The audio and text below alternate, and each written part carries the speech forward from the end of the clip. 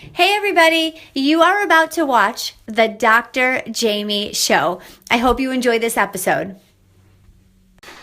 Hey, and welcome to the Dr. Jaime Show. Thank you so much for joining us today. We have an amazing show ahead of us today on all things human trafficking. So before I bring out our amazing guests, I'm going to give you a rundown of some awesomeness that happened through the week, some upcoming guests, and then we will bring out our three guests today, one of which is a survivor, and she is going to tell us her story. She's going to tell you something amazing about where she's at today, and then we are also going to learn about what happens in these rings, who leads up these rings, and we're going to get some insight and some very valuable knowledge, and that is with Natalie Keene, Director of Operations with the U.S. Institute Against Human Trafficking. We have Connie Rose that will be joining us. She's the survivor that's going to tell us her story and a transformational speaker. And we have Sarah McDougall, Branding Strategist and Abuse Recovery Coach. But before I bring them out, a little bit about who is coming on the show. So next week, which will already bring us to the 9th of February, happy Groundhog's Day.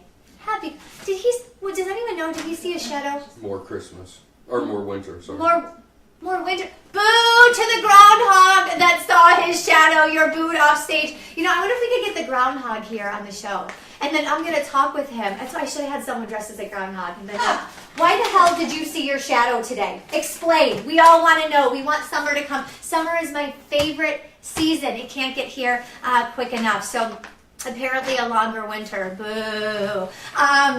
But next week, we have candidate for Tampa Mayor on the show, Topher Morrison. On the 16th, we have owner of USA Spine, Dr. Colleen Maxey. She is a pain surgeon. She was on the show previously in a Woman's Power segment that we have, but she's going to talk to us specifically about pain during that segment. And then on the 23rd of February, we have President of Marketing Matters, Colleen Stearns-Leith. I actually did an audio with her yesterday on the top tech gifts for Valentine's Day. There are some crazy, or as she says, convenient gifts out there right now. One of them is a bracelet, but it looks like a beautiful like diamond bracelet, but it's actually a phone charger.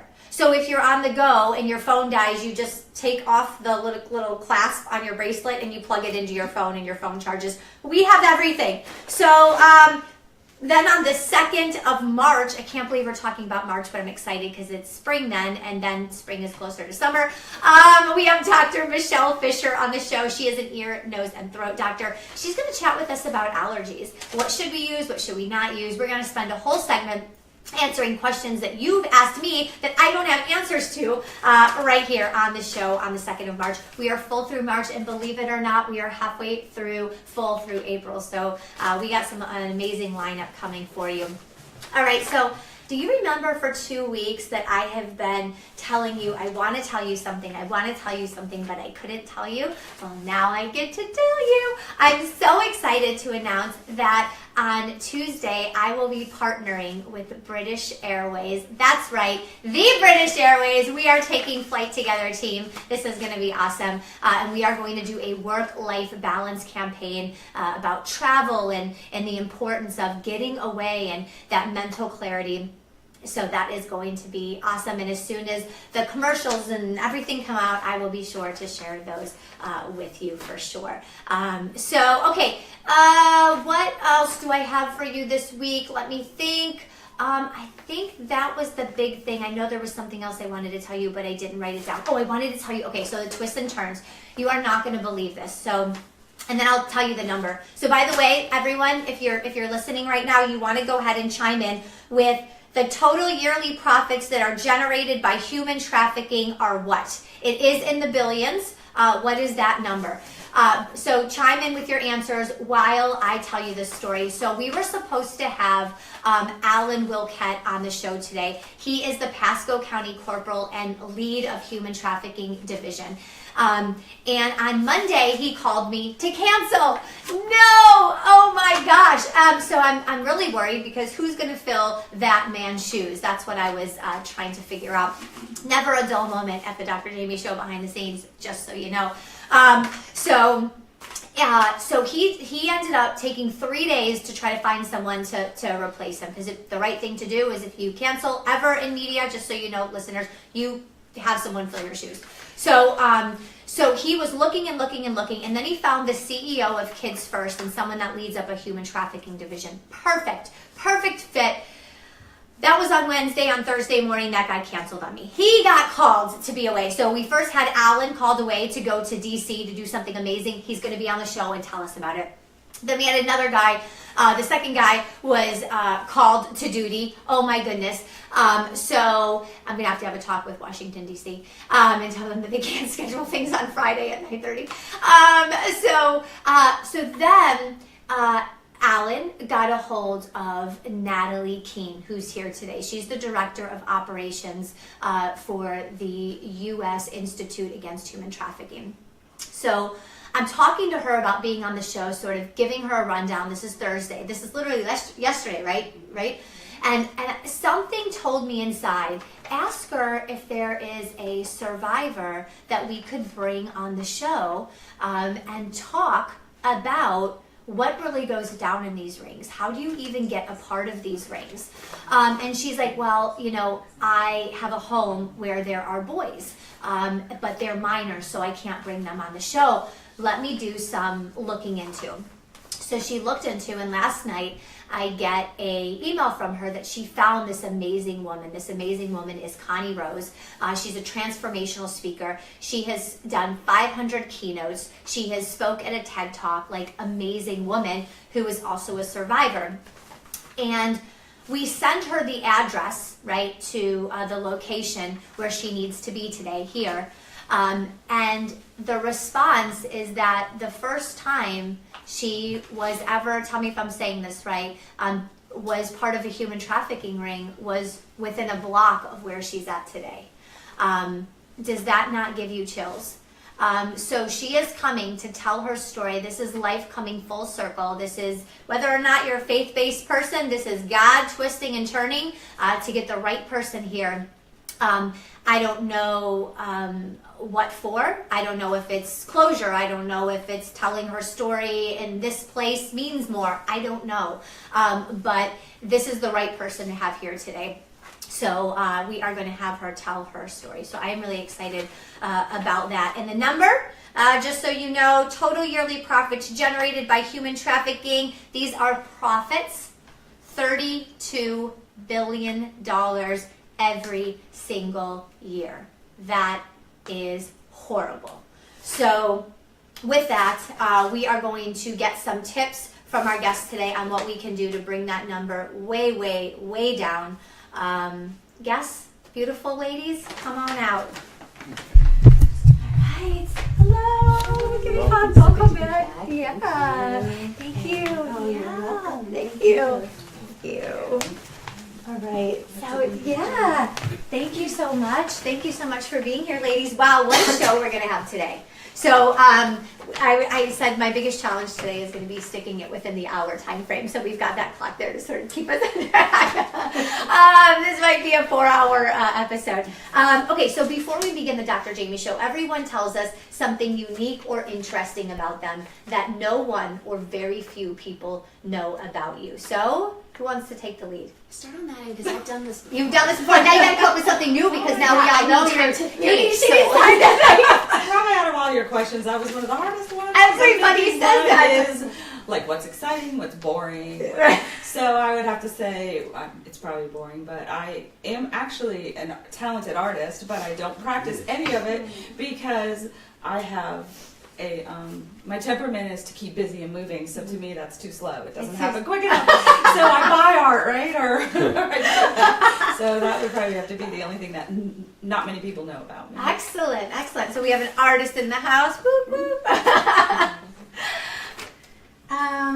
I like to shake my booty. Woo! So, and it's usually before I start a large event, I Yes. get everyone to stand up Yep. and literally shake their booties. Right? I So love unless it. you're in my event, you don't really know that about me. I love it. Next, that might be our new, Dr. Jamie was a guest come out. We all kind of shake it down. I I listen to like music before the show, and when the guests come in, I've got jazz playing. But before you get here, I have like Mariah Carey screaming in the background, so that kind of pumps me up. All right, Miss Sarah. Well, you know, I was thinking about it and what you were talking. I love to color. Nice. And I like to listen to audiobooks or things that I want to learn, but I like to use my hands. So coloring, knitting, crocheting, like old-fashioned stuff like Nice. that. But I love to do that, and it's really soothing to me. Some people are like, you know, how do you have the patience for that? For me, it keeps my hands busy, which allows my brain to focus. I love that. Maybe I'm ADD. No, that's excellent. They have those adult coloring books now, and some of them Oh, really help with okay. like meditation and focusing Yes. for sure. So, and I am similar to you two in that. So I'm by far not an artist at all. I was not meant to be an artist, but it has to be yeah, drawn. it has to be. I can't do anything So, but I so. do enjoy making these. Like, you know those Key West signs, the mile marker signs, like so many miles. So I'll show you ladies before you leave. I've made a bunch of them. I have fun doing them. But I would have thought being that slow, because it is slow, I wouldn't like it because I'm a fast, go. But there are moments on the weekends when I just try to slow it down, and so maybe I'm deliberately trying to say, Jamie, bring it down, and that helps me bring it down a little bit. So, but I enjoy doing that. And So. I would have to say, as I get older, I'm looking forward to, it's like you've been running for so long, Yes. that I'm almost going, okay, maybe I will pick that up. Yeah. Just to stop. Because I don't know how long I can keep running, right? Or I better find something to do because I am getting older. So. For me though, like if I don't have something to do with my hands, I can't just sit and do nothing. Right. So do what? Can we get her something to crochet during the show? Yeah, or like a water bottle to play with or something. Yeah, just hands on. But if I feel like I'm being useful and I'm doing something, then I can let the rest of me slow down. I like that. And it's better than just not slowing I down. love that. So if she picks up her phone and starts like texting during the show, she's paying attention. I am entirely going to be guilty of that. Please don't hate me if I do. She fits right in with this. Okay, so all right. So to keep things on time, and there's so much information I know the viewers want to know. If I could just get a quick background in how life led you to what you do now. So Natalie, if you can start here. How did it lead you to the U.S. Institute Against Human Trafficking, this home with the boys? Tell us, like in a minute or so, how did life lead you here? Well, I grew up right outside of New York City, so I'll keep it really short.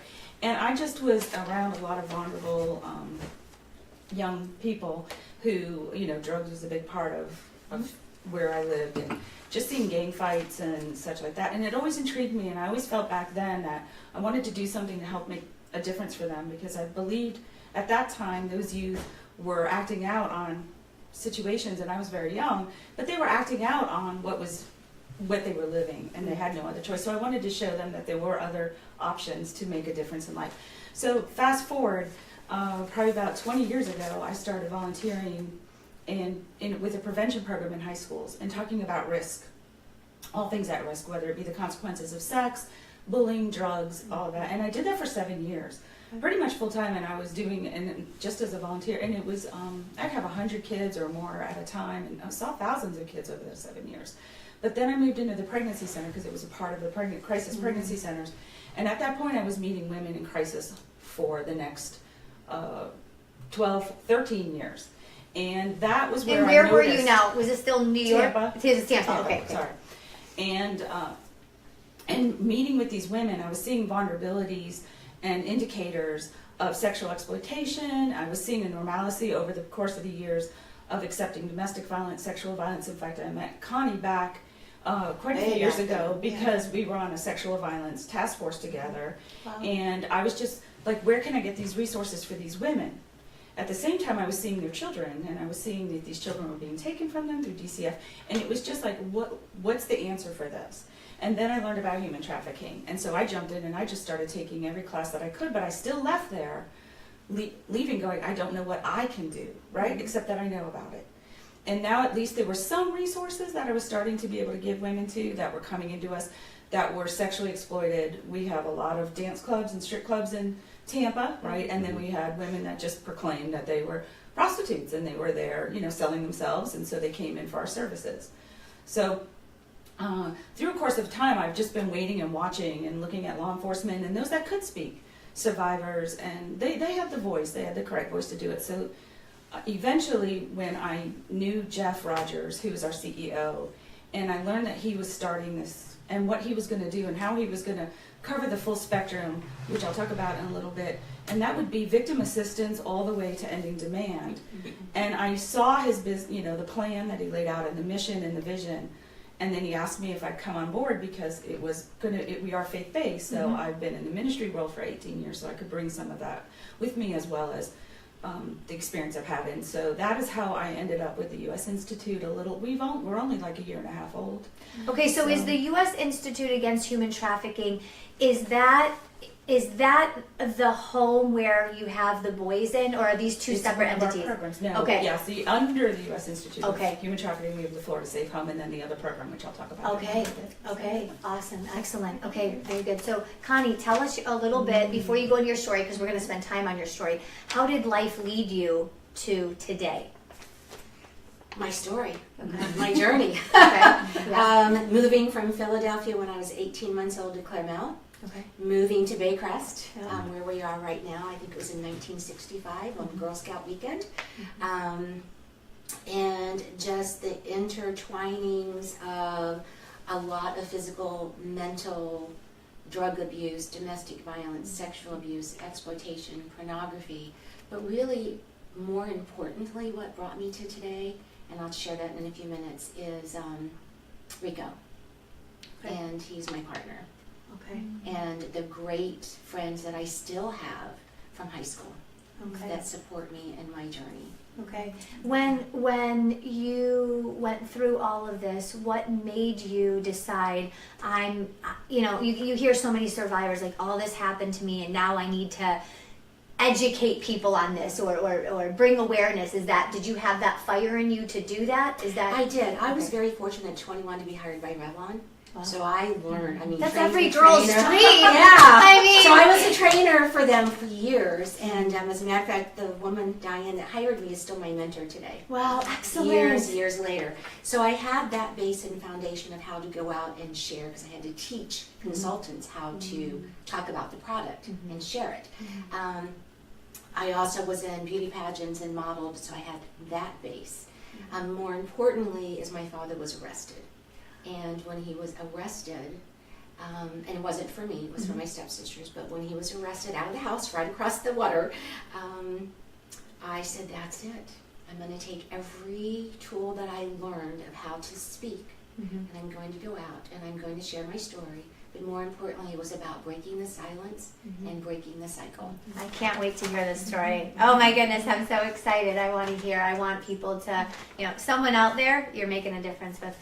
There's one person that's taking something from this It's the today. ripple effect. Yeah, something's going to happen here. Okay, welcome back. Thank you. Yeah. We had so much fun last time. I We just had to do it again. I know. All right, so Miss Sarah, tell us a little bit about how life led you to today. Well, I grew up in a family that was extremely loving and extremely aware of kind of like a global mindset, that ministry kind of mindset, aware of what happens to other people, aware of how other people may be mistreated, even though that wasn't happening in our family.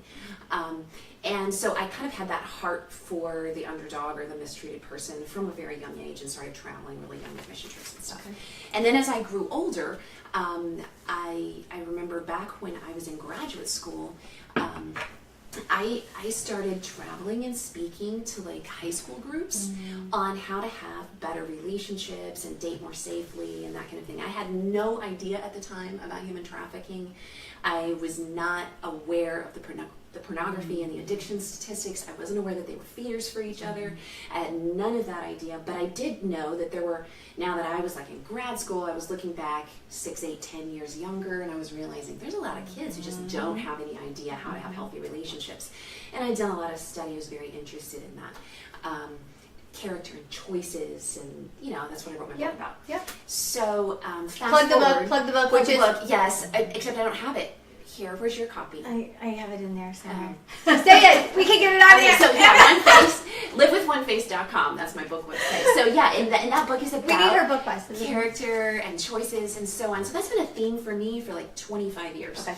And so I became more aware when I became a mom about, as I started checking on things that were going to be threats to my children. That was around the time I became more aware of pornography and addiction and learning more about that. Fast forward to 2012, the beginning of 2012, end of 2011, and that's when my family and I moved to Florida. Okay. And at that point, we began hearing how Florida and the Tampa Bay area has this huge trafficking problem. And local people were like, yeah, just make sure you keep a really good close eye on your kids when you're out at the beach. Don't let them out of your sight. And I'm like, what on earth? Like, how is this going on? I've never known about this. So I began learning, and my mom became really involved as an advocate against human trafficking. And that's how I met Corporal Wilkett, who was supposed to be here, and we'll razz him for that. But I know you're going to get him back. And he is. He's actually scheduled for I think the first or second week of April. Awesome. Yeah. Because he's also amazing. Yes. So that's when he's so kind. He is. Yeah. He's incredible. So that's when I met Corporal Wilkett. And by this point, my children were getting a little bit older, and I'm starting to think, like, how do I keep them from all the junk on the internet? How do I keep my kids safe? And I began becoming more aware about how much abuse happens in churches and sexual exploitation in schools. And I'm like, all this construct that we have, that churches are safe and schools are safe and that we can just like let our kids run free, that got turned all upside down for me. So at that point, I started working and volunteering with the Pasco County Sheriff's Department to use my skills as a branding strategist to help them promote things against human trafficking. We can talk about that more later. Yes. And through some other things that happened in my own life, began working toward becoming an abuse recovery coach, particularly for clergy spouses who are dealing with these kind of things in their families, because that adds an extra layer of secrecy and shame that may not be in other types of environments. Amazing. So that's kind of how I got to where I am today. It's been a long road with a lot of interest in this for many, many years. Isn't it so weird? I mean, just the show alone, the twists and the turns to bring the right people together. You were freaking out a couple of days ago. I was. Yes, I was freaking. And you know what's so funny though? Like in the back of my mind, I kept saying, "There's a plan." Right. Like I'm freaking out because when someone cancels I lose control over it because the ball's in their court. Because I don't know a person that is absolutely amazing in educating people on human trafficking. You gave me the referral, right? We got this amazing referral. So now who does he know that's equally as awesome as him? Right. Now it's like you give up that control to that person to find someone, and this show's important to me, So, but in the back of my mind, I'm always like, it's going to work out somehow. And it ended up being. It's amazing. It's amazing. Okay, so I know we got to get right down to this. Okay, in one or two sentences, Natalie, what is human trafficking? Okay, I'm going to read what Yes. the Act says it is, so Yes. that we have According no to confusion. 4.63297 Right, it's not my of the version U.S. or somebody else Declaration that it's so it is the Trafficking of Victims human trafficking. Protection- The Trafficking Victims Protection Act of 2000 defines sex trafficking as the recruitment, harboring, transportation, provision, or obtaining of a person for a commercial sex act, or in which the person induced to perform such an act is under age 18. When a minor is trafficked for commercial sex acts, there is no need to prove force, fraud, or coercion. Okay, all right. So I just want to stick to these questions so we can get through it. Okay, so in response to that, who can be human trafficked, if I'm saying that right? Who are the victims? Who are the Everyone. Mm-hmm. Everyone. Even you could be human trafficked right now. Every single person is vulnerable. And in today's world, think about what today's world is like, okay? So my dad became addicted to pornography back in the very early 50s or late 40s. That magazine where he ended up becoming a serial sex offender and my pimp was what our fashion ads are today. So think about our world today. We are highly sexualized. Yes. We are objects, right? We are throwaways. We are a consumption society. So when you put all that together on top of the demand and on top of pornography, you have the perfect storm. Well, and I can't wait to hear a little more about that, because you kept bringing up, Sarah, pornography, and how you, and it just clicked on the show when you said that. I kept trying to think, why does she keep bringing that up? This is different from human trafficking. Why is she trying to, right? Okay, and so, and then you just said, I used to think, what pornography and human trafficking, and then there's such a strong the crossover. the crossover. What it is, and this is a hashtag I told Alan about like 2 years ago when we were on Jaime Maloney's show down at iHeartRadio. Yes. Pornography really, if you think of the hashtag consumer groomer, you think of pimps or traffickers grooming their victims, but pornography is the groomer of consumers to take steps into Leading trafficking in real life, or becoming a consumer of a trafficked victim, the one paying for that person in real life.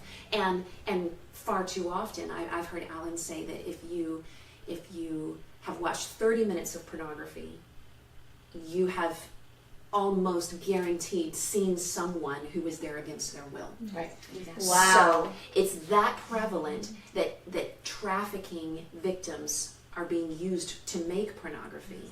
And there's this myth that people choose to be in the porn industry, and so if you're watching porn, then it should have been ethically made, and they chose to be there. And there are those who do choose to be in the porn industry, and that is a fact. But that doesn't mean that it was ethically made, and that doesn't mean that they weren't being trafficked at the same time. Once you understand the psychology of what grooming and trafficking really is, and they can speak to that much better. Well, and pornography is a training ground. Yes. So I have worked with thousands of survivors throughout the country, and actually internationally, and I have not yet met a survivor that was not sexually abused as a young child and was not in pornography of some sort or another. Wow. And it has become the training ground. And so take away the consumer part of it. It is also, if someone is recruited, groomed into being trafficked, the bottom, which is kind of like the trainer, okay, in this little ring, just to clarify or make it very simple, will show, even the pimps will show very hardcore pornography to break someone in. Oh my gosh. How do you, that's just horrible. Okay, so we just talked about who can be human trafficked. Now, what I used to picture is this little girl, 15 to our age, running down the block with her headphones on, working out. This white van pulls up, grabs her by her cute little ponytail, throws her in the white van with no windows, and she's never to be seen again. Is that the way human trafficking occurs? No. Less than 5%. Yes. How is it? What really happens? 35% of sex trafficking survivors, it was a family member. That is the largest percentage. Now, do you have kidnapping happen? Yes, it's 5%. Do you have, because someone is so vulnerable, they're in foster care, they're runaways, they're throwaways? Yes. Okay. What about, and I don't know, I want you to educate us all here. There's so many strip clubs in Tampa. Do strip clubs play a role in this, or is it mostly family members? They play a large role in this, but it really depends on the angle and how you look at it. So it kind of goes back to the world of pornography, where folks say, oh, but they wanted to do that. Like, look, they're in all these movies and all this other stuff. It's the same thing with strip clubs. The mindset of the consumer is, oh, they want to be there. Oh, they're making lots of money. And we're not going to deny that there are some. Yeah. And I'm still, what's the backstory? What's the root cause? Right. There are some that work in strip clubs, and they do make very good money. Some. But we have been exposed to a whole different world, and the world that we have been exposed to is that a large majority of them are there because they're very vulnerable, because of what happened to them as a child, or even just a little bit later in life. Maybe they didn't start off in the strip club to be prostituted out. Right. However, someone has come into the strip club, And it's led to that. and it's led. Baby steps. Yes, it's all grooming. It's all baby steps. It's all about setting you up for what's the next thing. Okay. I want to know a little bit about the people that lead up the rings. So, right, the movies show us the pimp, like you were saying. He's got the long coat on and maybe this magic stick and this hat. The pimp stick. Yeah, right. He's got the pimp stick walking down the road. But the truth is you don't see many of those people walking down the road here. That's probably the media, and that's who we're looking for. This man in a white coat on the corner of this street. But no, Everyone. My dad was a pimp. mm-hmm. He didn't wear the long coat and have the stick. No, he worked at some place. I don't really want to say because Yes, I don't want to of throw course. that place under the bus at all. Thinking that they didn't do the right thing, but doctors, attorneys, accountants, again, not throwing anyone under Right. the bus, pastors, Right. teachers, choir directors, just everyday folks. And you have all different levels. Mm-hmm. So I live in the Tampa Heights area by downtown. I see the street pimp, and when I say the street pimp, I'm talking about the homeless guy that is prostituting out a woman, and this is what the exchange of something of value, and that something of value is a hit off a blunt, a sip off a beer, a rain poncho sharing because it's raining, allowing them to go in the bus stop cover and not having it just for themselves. So it's every single walk of life. That person can be a pimp. But do we have the hardcore, the rings, the coyotes, the mafia? Do we have those coming from other countries and within the United States? Yes, we do have those. Some people will say they're much more violent, but we have seen the violence from the everyday little street pimp. Yeah. And how violent they can be. And it's not just adults and like mature individuals Kids. or Kids whatever. are I mean, pimps. there are times when I know I've heard just spine-chilling stories about children who are living at home with families, but they're being pimped at school during recess or between classes or By in another peer. another child who may be older or scarier than they are, has dirt on them somehow, and they're forcing them into, or blackmailing, grooming them into things. And that child is going home and sleeping at home with what would appear on the outside to be a loving, normal family every It's night. another form Well, of bullying. it's Yes. another form of bullying. It's intense form of bullying. And with video, you've got young girls that are learning Highly sexualized. highly sexualized. They're creating videos. They don't, and now they're being blackmailed. And I could see how easily they don't want anyone to see this. What were they thinking? And now they're cornered into this. You did one Snapchat for a guy you Yep. thought was your boyfriend, and now all of a Yep. sudden you're being tricked or groomed and forced into all kinds of things with anyone who wants them because you don't want that to get out. I mean, I use the scenario because our kids are going to parties and they're starting younger and younger going to parties. And even though parents are making sure like the parents are home and everything is all good, and doing their due diligence, I've heard story after story of young folks going to parties and being given something. Oh yes. And before they know it, they're engaged in a sexual act. Now, it didn't have to be full, hardcore Right, intercourse, right. okay? But engaged in some kind of sexual act. Pictures are taken. Yes. And then they go to school the next day or Monday or whatever it might be and see, look at what you did. Mhm. Do you want me to And- send it home to your mom, Yeah. to your dad? Do you want me to send it to church? Or more importantly, do you want anybody else at school to know what you did? Right. And then it's the recruitment starts. So next week we're having a party. I need you to bring 2 of your girlfriends or guys, depending on what Right.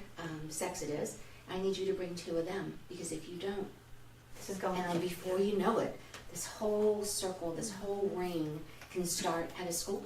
And we're going to talk about how we can prevent these things and what we can do if a girl is or a guy is set up in that situation, what they can do to get out of it. Okay, so I know, I want to make sure we get out of it. Oh my God, this is going to be a 6-hour show. We Okay, all like so to talk I way want too to much. hear your story. One more question before I hear your story. Natalie, you might be able to answer this. True or false? Clearwater is the number 2 or 3 location in the country for people being human trafficked. Yes or no? True or false? I don't have the definite answer Okay. for that one, but I do know that Florida Yes. is number 3 in the nation for the most trafficking calls, right? Yes. The calls. And Okay. then there are Reports, the cases hotline. behind them, right? And then Tampa area switches between 3 and 4 with Orlando. That I do know Okay. as facts. Why do you think that is? Just like a guess. Is it because we've got like the ease of the ports to get right over to? Ports is one. Okay. so are the sporting events, so are the conferences, so are the sexual exploitation, the sexual or businesses, and so are many things. The A lot of factors. campuses. There's just so Tourism. many factors. I mean, we Right. get As they look at it, it's millions and gorgeous here millions today. of people Yeah. coming through Yes. every year. Yes. Okay. All right. Okay. But is that? Do you know anything about the Clearwater being 2 or 3? I mean, No. I know No, the it's other. the So it's just got to be the Tampa Bay. Tampa Bay area. Yeah, area. it's the Tampa Okay. Bay area. Yeah. A positive note. Uh-huh. I want to say that we have some counties in the Tampa Bay area that are leading not only the state, but in some ways leading the nation in pushing back. Pasco is So one of them. Bam. Pasco is one of them, and I am so Miami area. proud That's of where Pasco. Yeah. You know, it is a huge problem, Mm-hmm. but it has not been ignored by law enforcement and by those who Right. are addressing it. And No.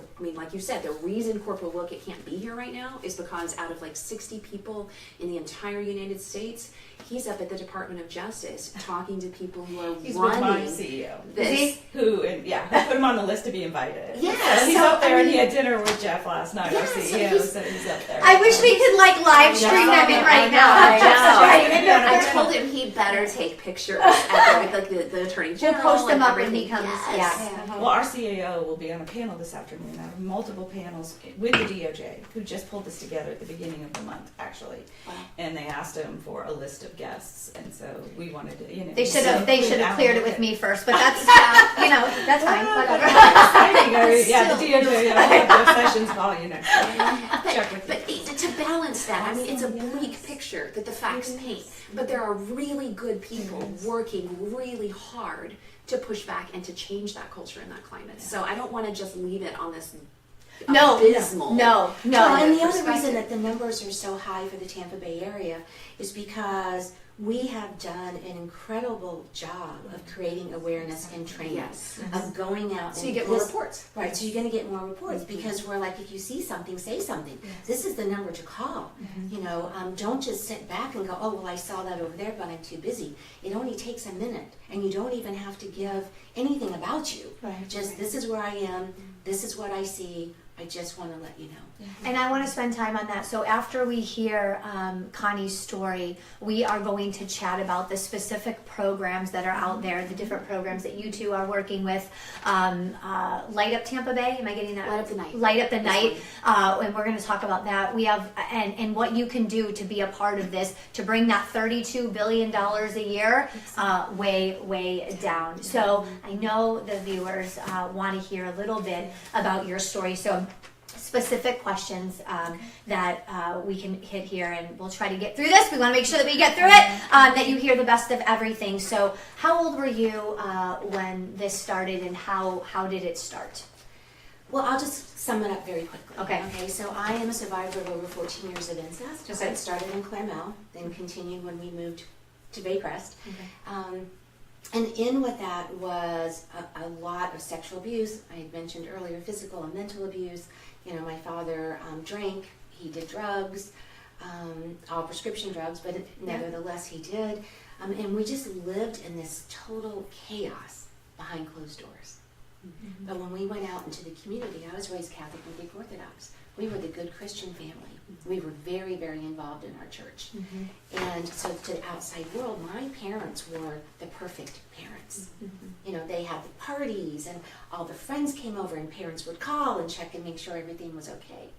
However, it was a nightmare. I want to stop you just for 1 second, because I know what people are thinking, and I'm thinking this too. Did Mom know? People ask me that all the time. Yep. So we'll fast forward. Let me just, I'll get to that. Okay. Is that okay? Yes. So, Is that okay? We need to know so in with that, here was part of the grooming process for me. Okay, we were not wealthy, even though we lived here on the water. My parents worked really, really hard, and I know it's going to sound weird because you're going to hear some compassion from me also about my parents. Okay, because there was a great side to my parents. Yes. But with that, I was a Girl Scout, a Brownie. I danced. I started dancing when I was like 4 years old, ballet and jazz and tap and all that. I modeled. I went to an incredible professional modeling school. I was in beauty pageants. So I had this great childhood life that you saw in the outside world. Little did I know that was a whole grooming process. Little did I know that was how my father was starting to market me. Because granted, this was in the 60s and 70s. You know, there wasn't the internet. Yes. Okay, it was Polaroid cameras Yes. and 8mm film. I did like those Polaroids. Yeah, because you could. And then you I- blow it. Instant! Because that instant gratification, right? There wasn't so much of that back then. There's a Yeah, lot of there's it. a lot of it. Yeah. I know, I still can remember going, I'm so cute, look. Yeah. So there was that. And so that was like the whole grooming, process of it. However, when I was 14 years old and dating Rico, the man that I live with now, he, one day I just broke down and shared with him what was going on, and he was mortified. He was like, that's not how I know your parents. And he said, I know. He said, you're going to go in and you're going to tell your mom. Now, he had nobody to talk to and share this with. He couldn't even go to the priest and share this. And so I did. I went in, I shared with my mother that my father had been sexually abusing me from what I could recall from about 2 years old.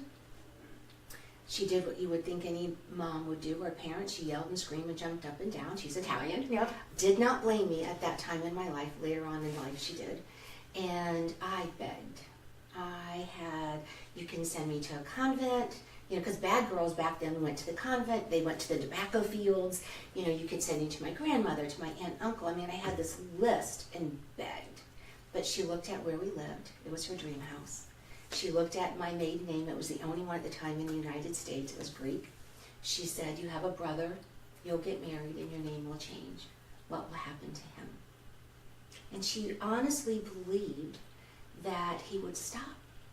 And so one of the trainings in one of the keynotes that I do, depending on where I am, is about whatever has happened to you in the past, you need to deal with it.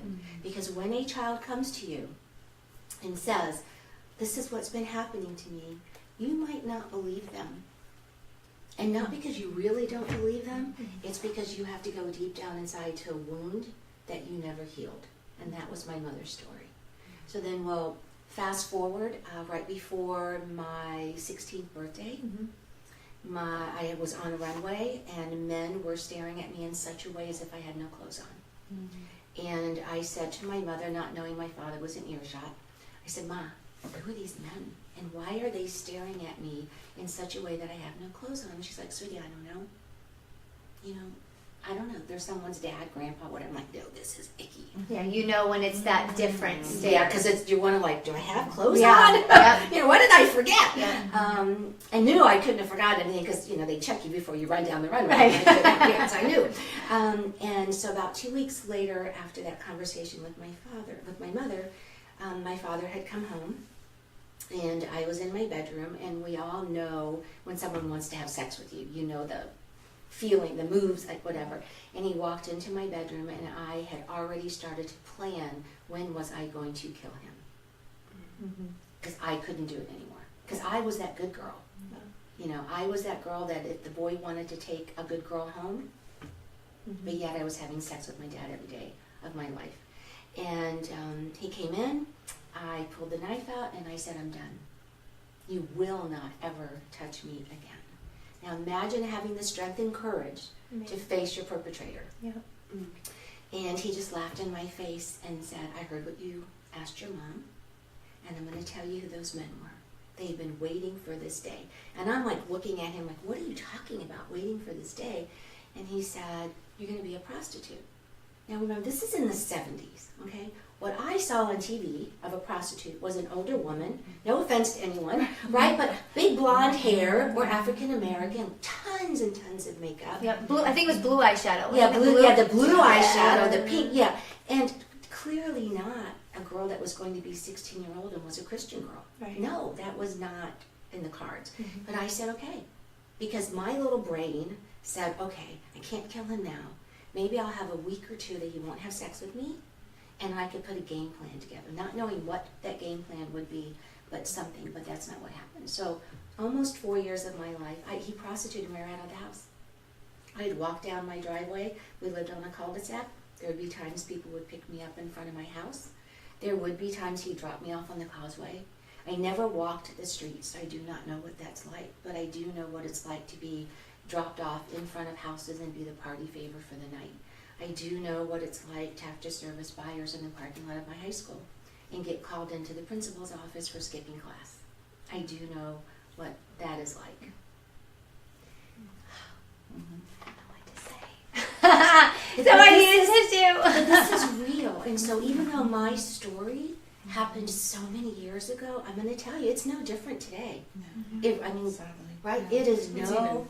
even more. Yeah, it's more. What has made the landscape different is social media, the world of the internet. Worse. So I Yes. have a question for you. Have you forgiven? Yeah. You have.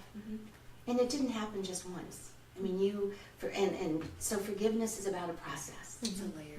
It's a layer, and so that's another program that I run. Yeah. And it's about a layer, and it's about forgiveness has nothing to do with your perpetrator. Yeah. And I would tell them that. I tell my mother that, my brother that, my father that. Not that my mother and brother were my perpetrators, but Right. just, Yes. and I go, look, this whole forgiveness thing has nothing to do with you. This is all about me, because forgiveness is the greatest gift I can ever give myself. And if I do not forgive, then you will run and rule the rest of my life, and I'm sorry. Not giving it to him. I'm not handing that over to you. You took my childhood, you are not taking my adulthood, and more importantly, you are not taking my children's childhood. High five. Love that. I love that. So some people might want to know where Dad is right now. Is Dad locked up still? No, Dad actually never went to jail. Dad was arrested in 1988 for my stepsisters, but because of the times, if victims did not testify, the perpetrator did not go to jail. So he was on house arrest, he was mandatory therapy, which he thought it was so cool, he'd brag. I went 7 years, I only had to go 5. When the sex offenders registry came out, he had to register. Okay. Yeah, so but he never had to go to jail. Very quickly in 2008, my father became very ill. My brother was our parents' healthcare surrogates. Got called to the hospital. Because my brother could not do what he needed to do, was basically Dad was on his deathbed. I walked in. My father actually heard my voice, and he lived 9 more months. And from that, I said, okay. I have a lot of folks when I speak ask me afterwards, how do you do this? Yeah. How do you share your story? But how do you live the life that you live? And what are you going to do the day he dies? That was my gift from God. So the next 9 months we did kind of a Tuesdays with Maury, because I needed to know who was this man. And I knew at that point, because every once in a while I'd have a conversation with him in a very controlled environment. I knew at that point he had about 75 victims. But when we sat down to talk, he said, I had over 300, and I'm not going to tell you the real number because I know you will not be able to handle it. But by the way, it's a lot of people that you knew. Wow.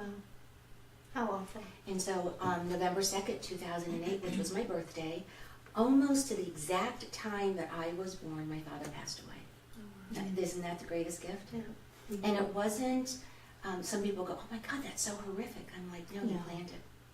He totally, I was supposed to go to the hospital. He was in the hospital to have lunch with him on my birthday. Again, it was about me. It was not about giving him a gift. It was my gift for myself. And that morning I got the phone call that he had passed away. And I strongly believe in my belief system that that was the only gift that he knew how to give me back, for me to have my life. And you have your life back now.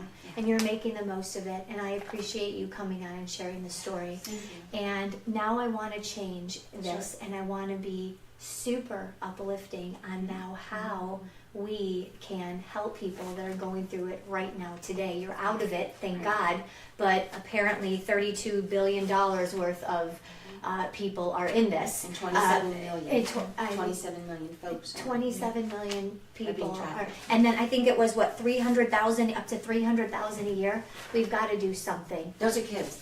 Yeah, Those are children. Those are just the children. Right. And that number is only, it's very, because it goes between 100 and 300,000, 100,000 and 300,000 by Esty. It's a study by Esty, or Estes, excuse me. However, that's what's reported. Right. So they're going by whatever reports came in. Oh. So if that's we like know... your dad saying there's 75, Right. and then really saying that, well, there's over 300 that's Yes. never reported. Right. And that we know someone there's Yes, a everyone huge does. chance that we know, if there's that many, which there are, Mm-hmm. there is someone that we know that has gone through this or is going through it. Well, if you have 1 in 3 little girls that are going to be sexually violated before their 18th birthday, and 1 in 5 little boys, and that's what's reported. Just, here's the 4 of us. Yeah. Yeah. There we go. It's amazing. So, okay, so I wanna ask a little bit about how we can combat this issue. So I had some specific questions here that I hope that you guys can answer. So the U.S. Institute Against Human Trafficking, what is your mission? So what is your mission there? And then let's start there. What's your mission? Our mission is we're first of all, we're a faith-based organization, right? A 501c3, and our mission is to end trafficking. And when Jeff started it, he said, you know, we have the full spectrum of wanting to help with victim assistance, to prevention, to intervention, to working with legislators to change policy. I mean, you almost have to cover like I said, the entire spectrum to really end this problem. Okay, so how do we know? How can you look at someone and say, oh my God, they must be part of a human trafficking ring? Is there any kind of sign, like they are, like, they're not going to come out and say, hey, Dr. Jaime, this is what I'm going through. Or they're not going to come to you or you and say that. Is there any warning sign? Don't you think Is there that the anything? face, I think over the course of time, from what I've understood, is the face is, you can't even, like, there is no face anymore of it. Okay. And I really do, like you said, it was social media. That's the biggest increase. Are there any cues or signs? Do they post certain things? Do they allude to certain Yes. things? Well, I mean, there are There are, signs. yeah. Okay. The problem with the signs is it's a lot of it is what a typical teenager does. Okay. I mean, that's one of the problems, you know. So because there's so much going on in society. So if you have a child that all of a sudden becomes very extrovert and they used to be introvert, or the Okay. opposite. Okay. You have a child that all of a sudden is wearing clothes and getting iPods and things that But you didn't buy that. Suddenly, You where didn't did they buy get that. all these Right, things? and especially Okay. the clothes. You know, their Designer nail shoes, does, and yeah. they go, "Oh, I borrowed it from so and so," but you know, so and so really doesn't have the money for that. When they, you know, like their behaviors have just changed drastically. Maybe Their grades. Well, and it goes one or two ways. Their grades have gone up, and now they're like a straight A/B student, or their grades have gone down. Okay. You know, so they become an incredible athlete, or they no longer want to be an athlete. They now are very promiscuous, or maybe they were promiscuous and now they're not. So it can be very confusing when you're looking for the signs. So what I tell folks is, here's all the indicators, here's all the red flags. You need to tick off more than one.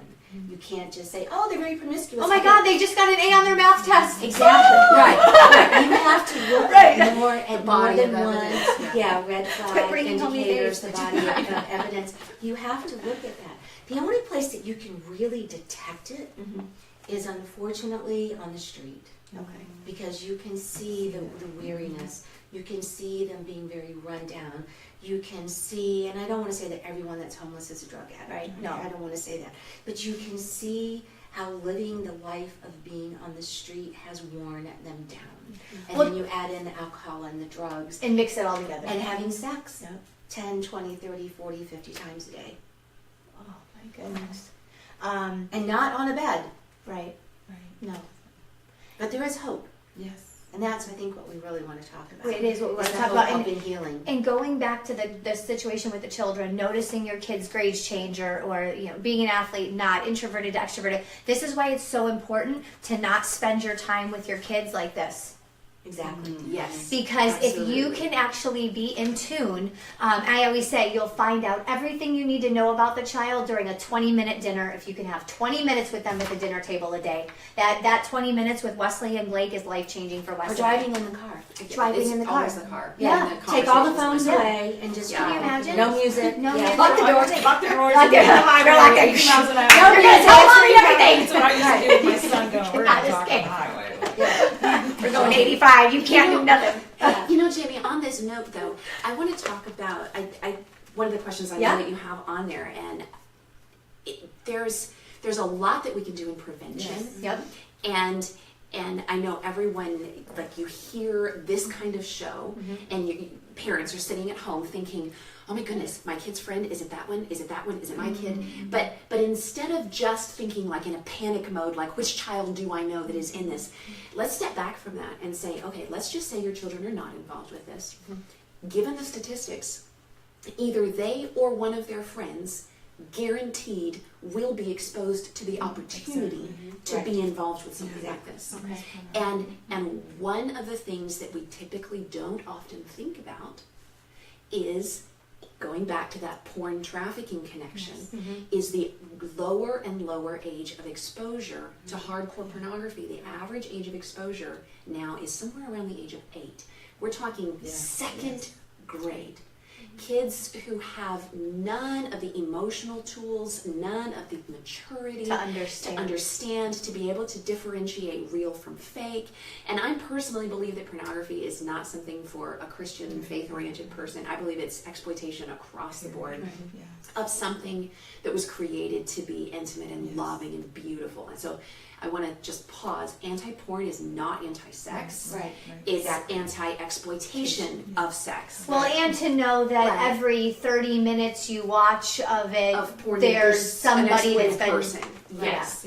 So pulling back from that, I want to throw out some things that parents can do really practically to help. I don't know that you can say prevent in today's world, but to educate,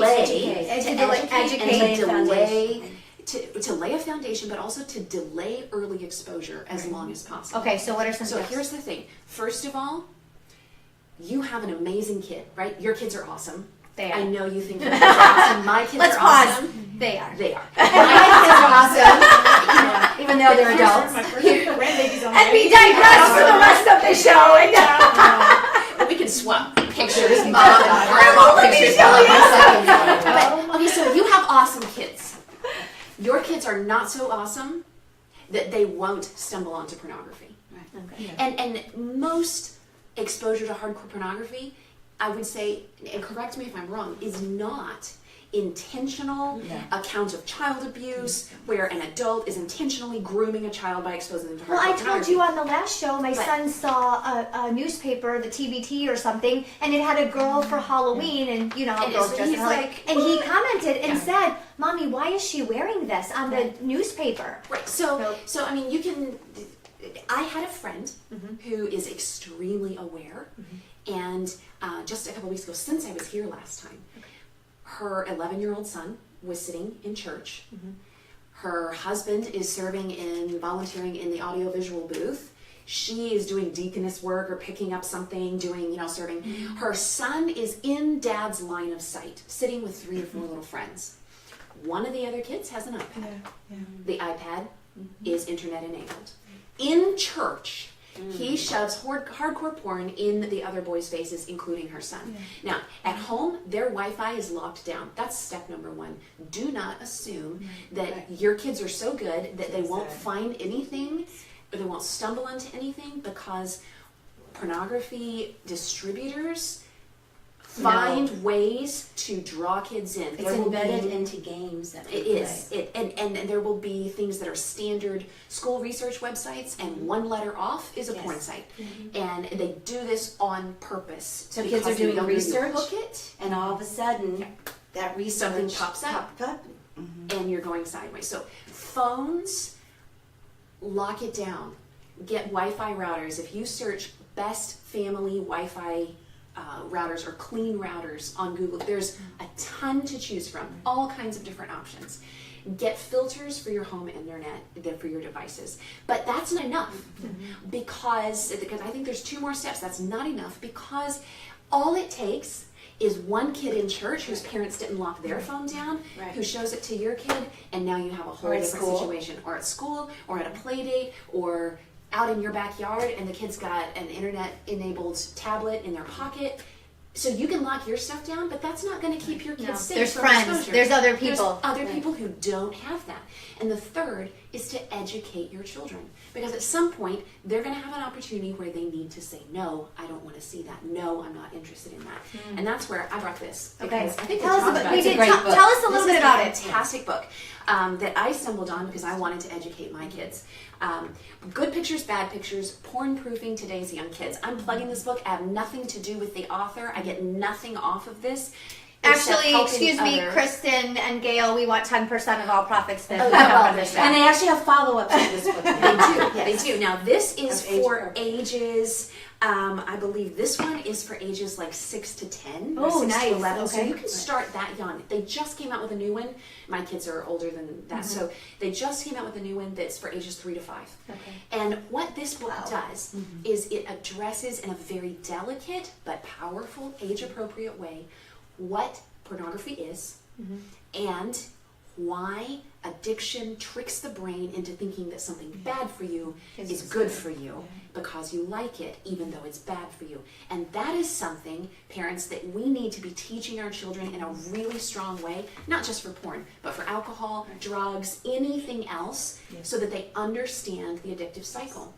So I have young kids who can talk about the fact that bad pictures are pornography. And I have to prep other parents sometimes at play dates. I'm like, okay, so if you hear this come up, it's not because my kids are watching this, it's because we're educating about this at home so that they're safe. No confusion. Don't blame me for that.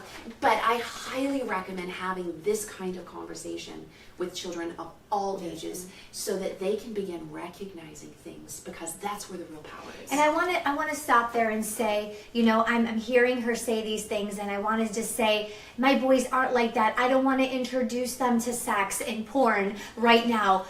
And I have to stop, and you have to stop, and say, How old are your boys? so 7 and 11. All you have to do is turn on the TV. Oh yeah, absolutely. Well, you said they But saw they, the TV well, out. they're going to That's school. They're going to right. school. That's They watch YouTubes, and then on race cars, and I see this stuff come up in the side, right? Race cars, and then my boys love race cars. Right. But I have to stop, and I have to say, Jamie, your mindset has to change with the times. Right. The times have changed. Right. So I don't agree with how they've changed, but now I have to adapt to it. I don't want to teach my kids about mass shootings in schools. I have to tell them about this stuff now. I don't agree with it. I don't want to do it, but our times have sadly changed, and we have to know, we've got to educate them Right. before their friend with the iPad and the hot girl Yeah. educates them before I educate them. So, okay, all right, I want to get to some more questions. Oh, we are at time, aren't we? Okay, oh my gosh, okay. All right, so I want, we are going to do a short audio after this. Some of the questions that we didn't get to, I want to make sure that we get to during that quick audio call. But I need to know, they need to know where they can find out more about each of you. State your name, your website, any of your social media handles. Who wants to start? I can. You can go to our website,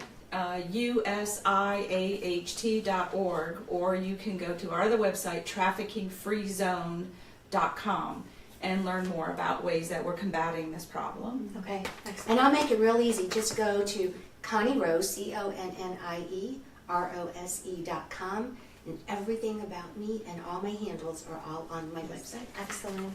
Same for me. Everything about me and all my handles are on my website, and that's Sarah McDougall, SarahMcDougal, no extra letters, .com. And you can link to my book site from there, which is livewithonebase.com. And everything, all my social media is all there.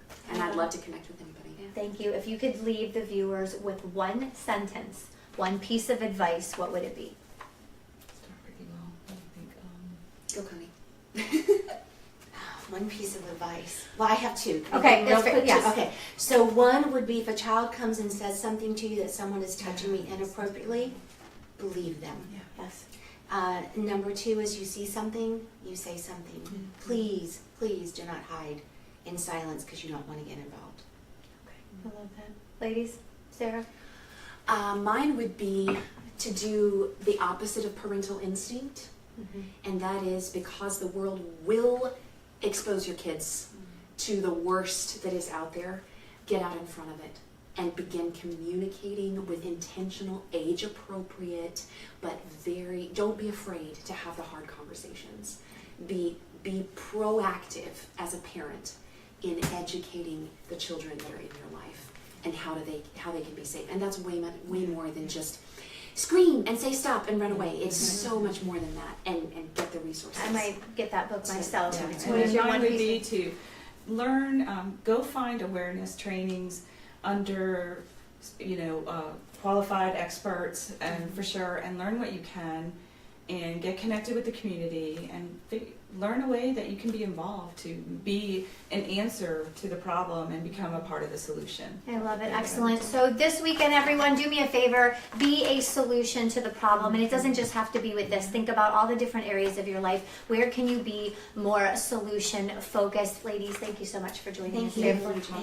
Happy Friday, everyone. I hope that you gained a lot of awareness. There is still so much. I'm going to talk with these ladies about possibly having a follow-up segment to this. There's so much we didn't get to. Send in your questions. We will bring them back. Thank you. Happy Friday. Hey everybody, thank you so much for watching the Dr. Jaime Show episode this week. I really hope that you enjoyed it. Do me a favor and subscribe to me on iTunes and YouTube. And of course, please give me some feedback on the show. Looking forward to reading it.